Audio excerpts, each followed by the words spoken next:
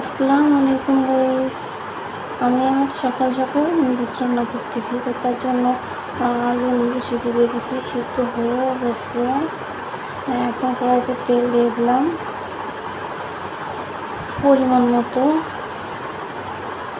তারপর পেঁয়াজ কাঁচামরিচ দিয়ে দিলাম,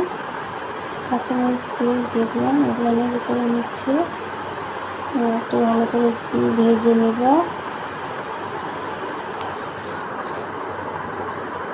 ভালো করে নেড়ে চেড়ে ভেজে নেব। ভেজে নেওয়া হয়ে গেছে, এখন আমি ডিম দিয়ে দিলাম। ডিমগুলো নেড়ে চেড়ে ভেঙে নেব। ডিমগুলো এখন আমি ভালো করে ভেজে নেব, তার জন্য নেড়ে চেড়ে নিচ্ছি।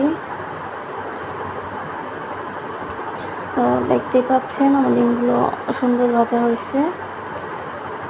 তো এখন আমি ম্যাগি মশলা অ্যাড করে নেব, সেগুলো দিয়ে দিচ্ছি।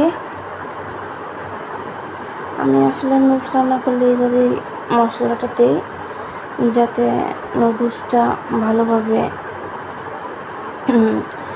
মশলাটা নুডলসের সাথে মিশে যায়। তো সেই জন্য এভাবেই নুডলস রান্না করলে মশলা দিয়ে দিই।